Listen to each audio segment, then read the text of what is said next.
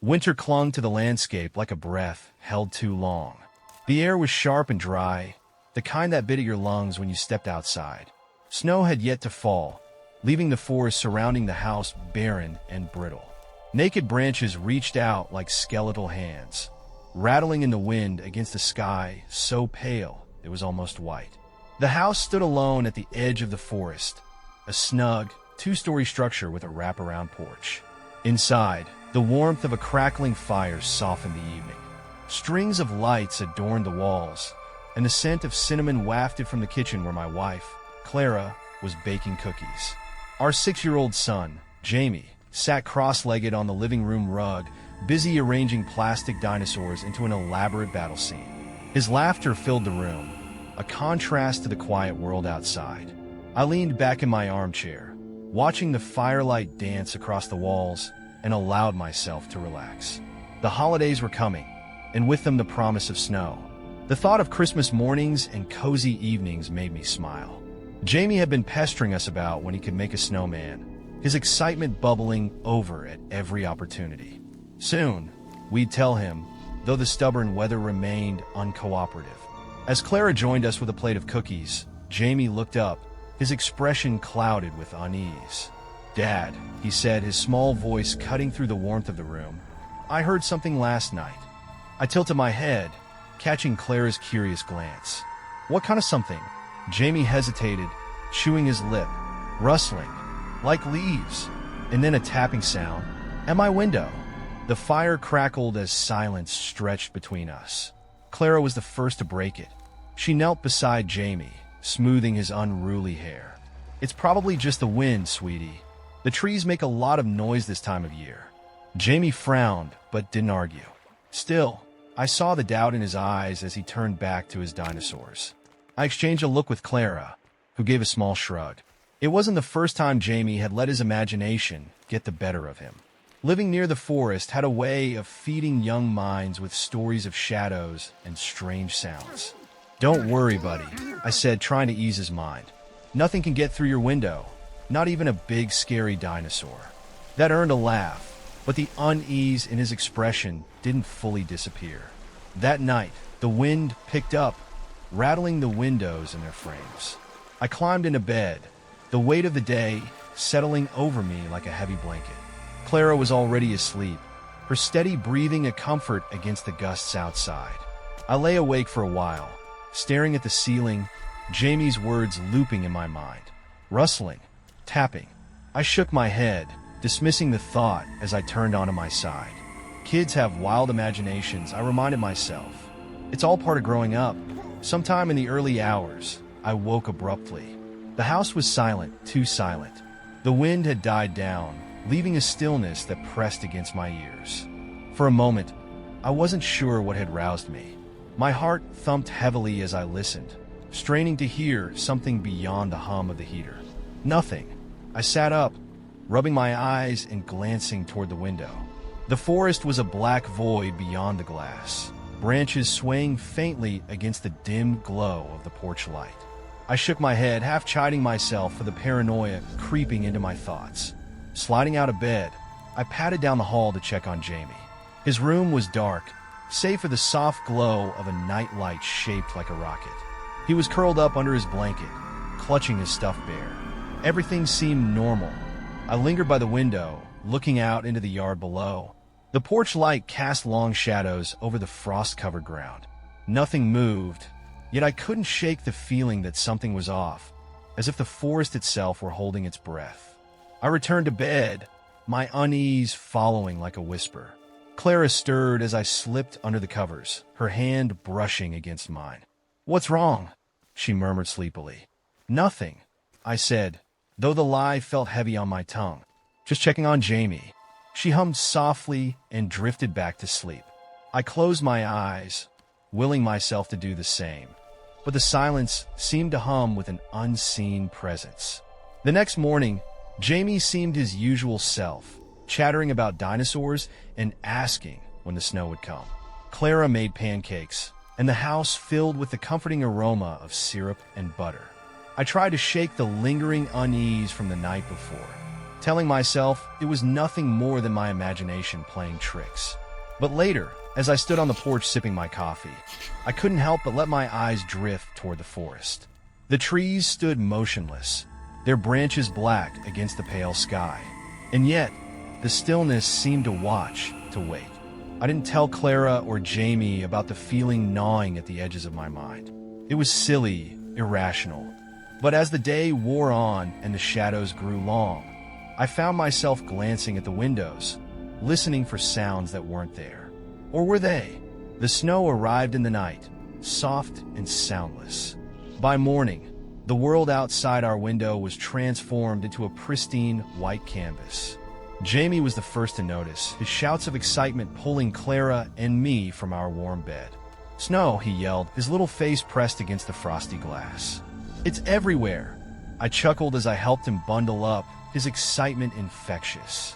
Outside, the forest stood cloaked in winter's first touch, every branch and twig outlined in shimmering white. The sky above was a pale gray, heavy with the promise of more snow to come. While Jamie stomped around in his boots, leaving tiny, chaotic tracks in the yard, Clara watched from the porch, a steaming mug in hand. I joined her, savoring the crisp air that carried the scent of pine and frost. "Looks like someone's in heaven," Clara said, nodding toward Jamie, who was attempting to make snow angels in a patch that was barely an inch deep. I grinned, though my attention kept drifting toward the edge of the forest. The unease from a few nights ago lingered, like a shadow just out of sight. I couldn't shake the sense that something was waiting. That evening, as the sun set and the sky turned a deep, bruised purple, Jamie grew quiet. He pushed his dinner around on his plate, his usual chatter replaced by a distant look. "Everything okay, buddy?" I asked, trying to meet his eyes. He hesitated, then nodded. "I heard it again," he whispered. Clara frowned. "Heard what, sweetie?" "The rustling and the tapping. It's louder now. Closer." His voice trembled slightly, and he looked at me as though pleading for belief. Clara and I exchanged a glance. "It's probably the trees creaking in the wind," she said gently. "Or maybe an animal brushing against the house." Jamie shook his head vehemently. "It's not the trees. It's something else." "Did you see anything?" I asked, my tone careful. Jamie hesitated, his small hands gripping the edge of the table. "No, but I think it wants to come inside." A chill prickled the back of my neck. I reached over to ruffle his hair, forcing a smile. "Nothing's getting inside, buddy. I promise." But that night, as the house settled into silence and the snow thickened outside, I found myself lying awake again. My mind replayed Jamie's words, each one sticking like a burr. Something wanted to come inside. The following morning, I stepped out to shovel the path. The snow was deeper than I'd expected, its surface glittering under a weak sun. The air was sharp, and my breath hung in visible puffs as I worked. I was halfway down the walkway when I noticed them footprints. At first, I thought they were Jamie's, but the size and shape were all wrong. The prints started near the corner of the house, just below Jamie's bedroom window. They were long and narrow, each step punctuated by claw-like impressions that sank deep into the snow. They didn't look like anything I'd seen before. Not boots, not animal tracks. A shiver ran through me as I crouched to examine them more closely. The toes were elongated, almost skeletal, and each step was spaced unnaturally far apart. Whatever had left these prints had to be tall and fast. The tracks trailed away from the house, heading straight for the forest. I straightened, my heart pounding in my chest. I glanced up at Jamie's window, half expecting to see a face staring back at me. But it was empty, the curtains drawn. "Everything okay out there?" Clara called from the porch. I forced a smile and waved. "Yeah, just admiring the view." But my hand was shaking as I gripped the shovel and stood there, staring at the tracks. By the time Jamie came downstairs, I had shoveled the path and tried to cover the tracks with fresh snow. I didn't want to scare him, or Clara, but the image of those prints stayed with me, etched into my mind. Later that afternoon, as Jamie played with his toys by the fire, I found myself drawn to the edge of the yard. I followed the faint trail of the prints into the trees, where the snow lay untouched except for those strange, deliberate marks. The forest was unnervingly quiet, the usual sounds of birds and distant rustling absent. The footprints led deeper, weaving between trees and over fallen logs.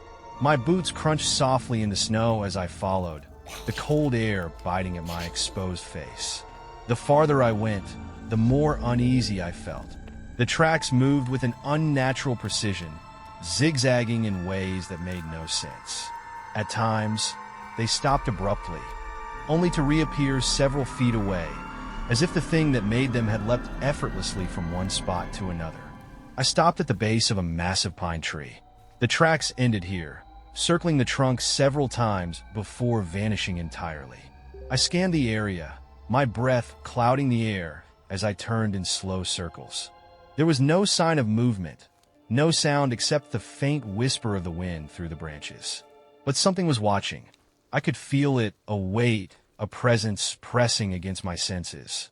I took a step back, my boots slipping slightly on the icy ground. My instinct screamed at me to leave, to go back to the safety of the house. And then I heard it, a faint rustling, so soft it could have been mistaken for the wind. But it wasn't the wind. It was deliberate, coming from somewhere just out of sight. The footprints beckoned, their strange, clawed impressions cut through the fresh snow, leading a path into the forest's heart. The house loomed behind me, a safe haven rapidly swallowed by the encroaching trees. Something about the prints gnawed at me, an itch I couldn't ignore. I needed to know what had left them. The forest, blanketed in snow, seemed like another world entirely. Sound was muffled by the white expanse, and even the wind, which had howled all morning, now moved in hushed whispers. My boots crunched with each step, a sound that seemed impossibly loud against the eerie quiet. The tracks were deliberate, weaving between ancient trees whose gnarled branches loomed overhead like skeletal arms. I adjusted my scarf against the biting cold, my breath fogging in the air. As I moved farther from the house, the sense of being watched grew heavier. I couldn't shake the feeling that I wasn't alone. The path grew more erratic. The tracks, initially straight and purposeful, now circled trees and doubled back in ways that defied logic. At times, they disappeared entirely, only to reappear yards ahead. My unease grew with each step, the forest pressing in like a living thing. And then I saw it, the cave. It was barely noticeable, a jagged black mouth at the base of a snow-covered ridge. The tracks led directly to it, disappearing into the yawning darkness. I hesitated at the edge, my breath hitching as I took in the scene. Bones! They were scattered around the entrance, half buried in the snow. Some were small, animal-like, but others were disturbingly large. A cracked femur, its surface gnawed and splintered, jutted from the snow like a broken monument. The sight made my stomach churn. The wind shifted, carrying with it a faint, acrid smell, decay mixed with something metallic.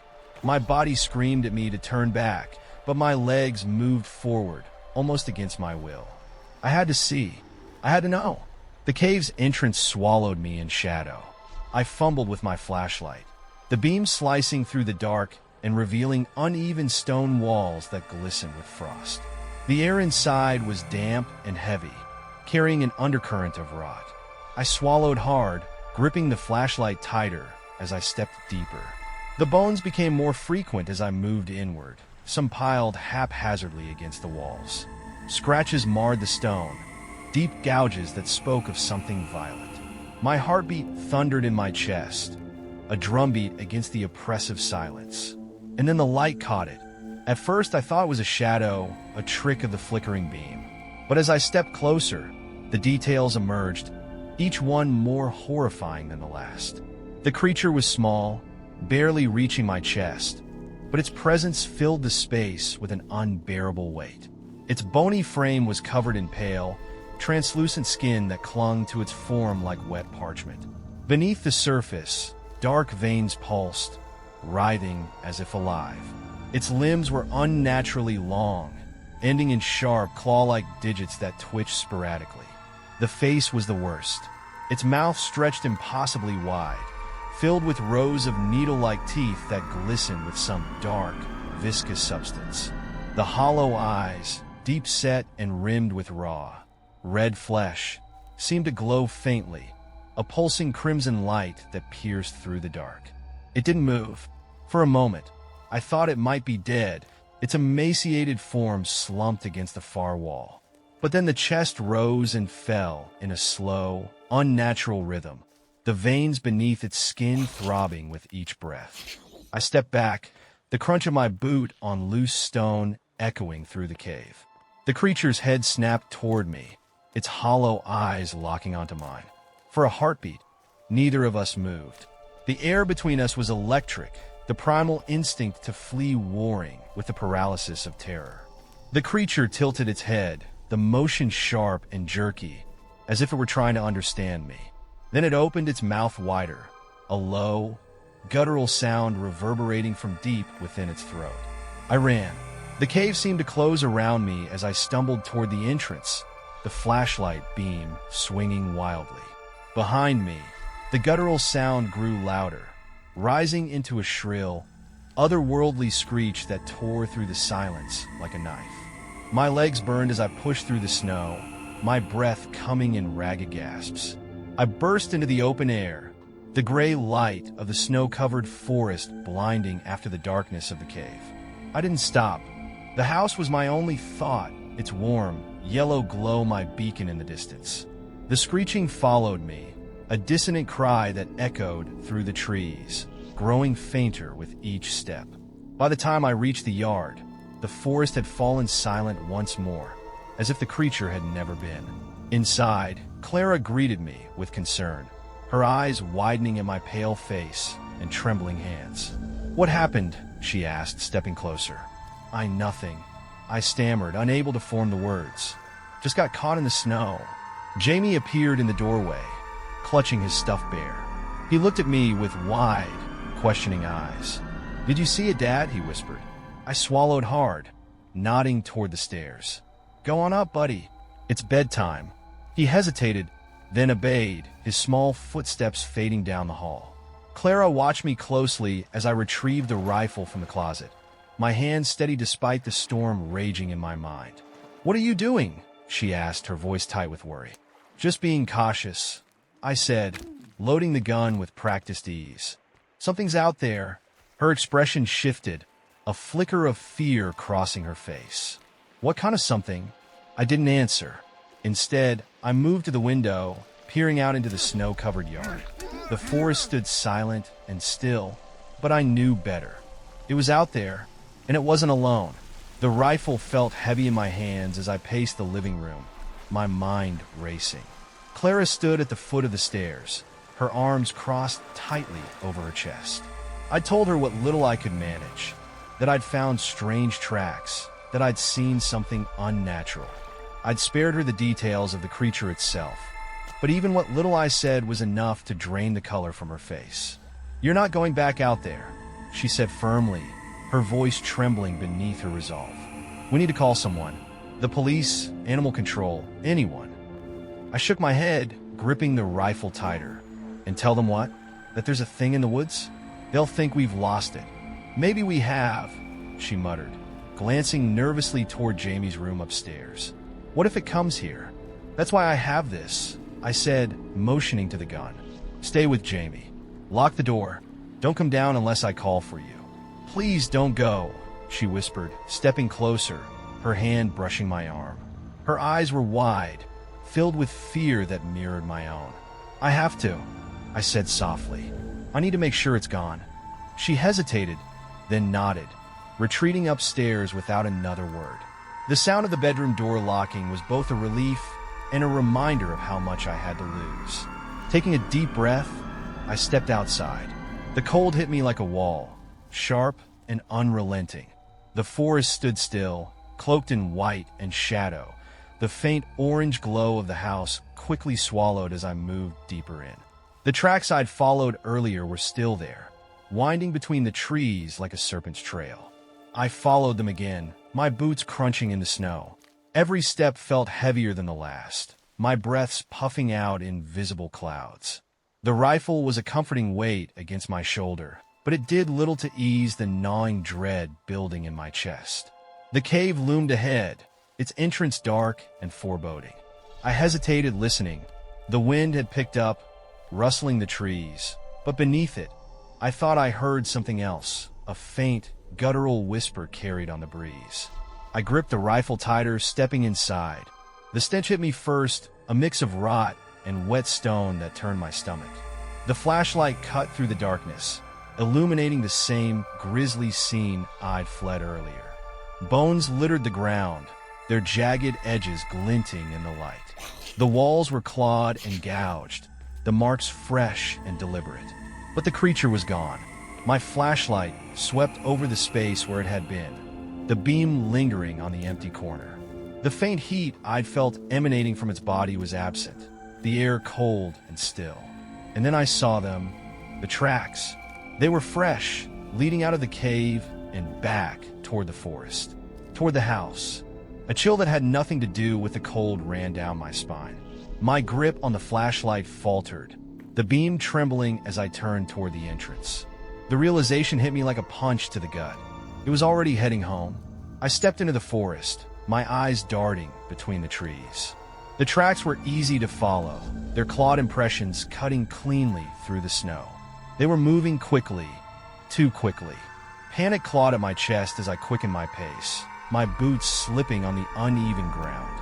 The whispers were louder now, weaving through the wind like a dissonant melody. They seemed to come from all around me, impossible to pinpoint. The forest itself felt alive, shifting and twisting as I moved. Trees that had been distant a moment ago loomed closer, their skeletal branches reaching for me like claws. Shadows danced in the periphery of my vision, fleeting and insubstantial. I couldn't tell if it was my mind playing tricks or if something was following me. The tapping started softly like branches against a window, but there were no windows here. The sound grew louder, closer, echoing off the trees in an unnatural rhythm. It was deliberate, purposeful, as though it was leading me somewhere, or luring me. I broke into a run, my heart pounding as I barreled through the snow. The tracks grew erratic, zigzagging wildly as though the creature was toying with me. I didn't care. I needed to get home. The whispers rose to a crescendo, a chorus of guttural voices that seemed to chant my name. The tapping followed, a staccato beat that matched the rhythm of my frantic breaths. The forest blurred around me, the trees blending into a wall of shadow and snow. And then I saw it, the house. It appeared through the trees like a beacon, its warm light cutting through the oppressive dark. Relief surged through me, but it was short-lived. The tracks didn't stop. They led directly to the porch, to the door. I burst into the yard, the rifle raised as I scanned the area. The forest was silent again, the whispers and tapping gone as though they'd never existed.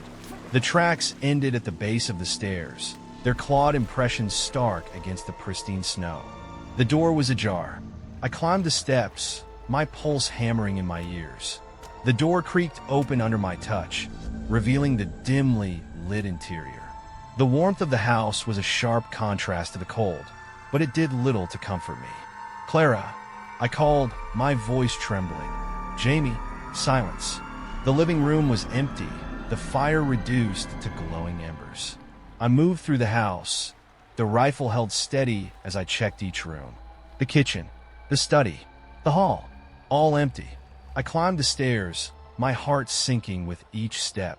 The door to Jamie's room was closed, the faint sound of muffled voices seeping through the wood. I pressed my ear to it, straining to hear. "Come back. Let us in." My blood turned to ice. I threw the door open, the rifle at the ready. The room was empty, the voices silenced. The window was wide open, snow blowing in and dusting the floor. Jamie's bed was empty, the sheets rumpled and cold. A single set of clawed footprints led from the window to the closet. The tapping started again. A chill ran up my spine as I noticed the snow, disturbed, smeared in long streaks across the floor. It formed an erratic path deeper into the house, where faint claw marks marred the wooden walls. "Clara," I called out, my voice barely above a whisper. It didn't echo. The house seemed to swallow the sound. I followed the trail, each step an act of will. The claw marks became more erratic, slashing across family photographs and scraping deep into the banister. The kitchen was empty, its once cozy hum of life replaced by an eerie stillness. A faint creak above sent my pulse into overdrive. I froze, listening, but nothing followed. "Jamie," my voice cracked. "Where are you?" The trail led to the hall closet. My hands trembled as I reached for the doorknob. The rifle steady, but useless against the gnawing dread pooling in my gut. Slowly, I turned the knob, the door creaking open to reveal a pair of wide, terrified eyes. "Dad!" Jamie lunged toward me, burying his face into my chest. Clara followed, her hands shaking as she held onto Jamie's shoulder. "Oh, thank God." I breathed, pulling them both close. "Are you okay? Did it hurt you?" Clara shook her head, but her expression was haunted. "It came inside," she whispered, her voice barely audible. It was looking for something." Jamie sobbed into my jacket. "It said it was you," he choked out. "It sounded like you, but it wasn't you." My grip tightened around the rifle as my blood ran cold. "It's gone now," I said, trying to keep my voice steady. "I'll make sure." But even as I spoke, something felt wrong. My gaze shifted to the closet door, where the faint outline of our shadows danced against the wall, cast by the flickering light above. I froze. The shadows didn't match. Clara's shadow was turned away, as though her back faced me, even though she was clutching Jamie against her chest. Jamie's shadow twitched, his head tilted at an unnatural angle, its mouth moving in silent whispers. And then mine moved. It turned to face me, though I hadn't moved. Slowly, deliberately, the shadow raised its hands, as if mimicking the rifle I held. But the hands weren't holding a gun. They were claws. "Dad!" Jamie's voice snapped me back to reality. I looked down at him, his tear-streaked face pale with fear. His shadow remained twisted, a grotesque mimicry of his form. I stumbled back, pulling them out of the closet. "Stay behind me," I ordered, my voice shaking. The house shifted.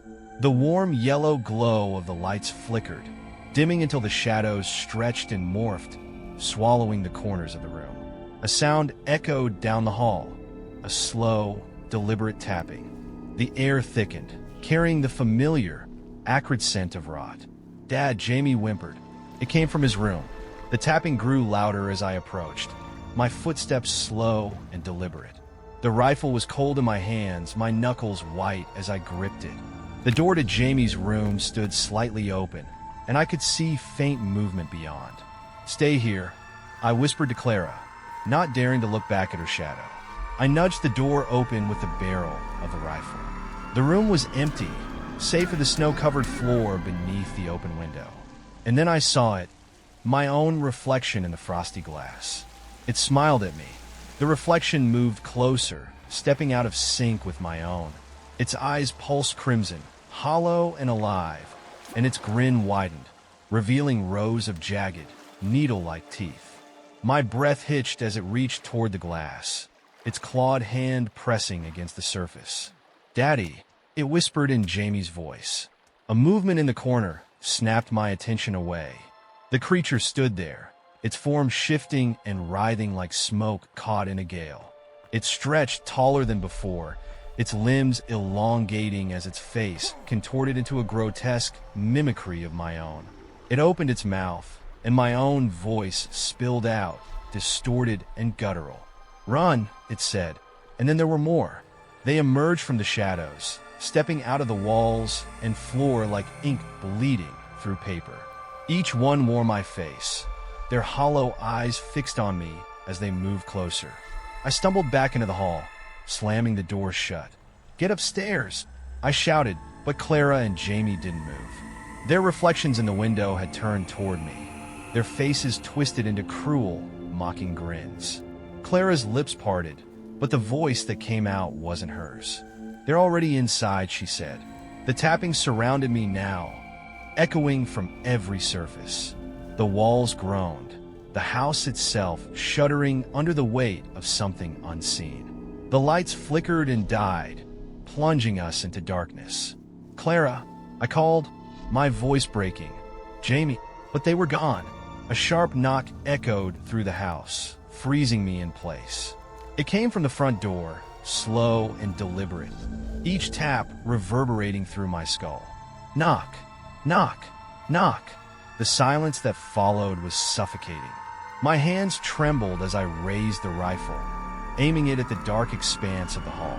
The knock came again, louder this time, shaking the walls. And then a voice, my own, clear and calm. "Let me in." The scream tore from my throat as the shadows closed in, the knock reverberating endlessly into the snowy silence outside.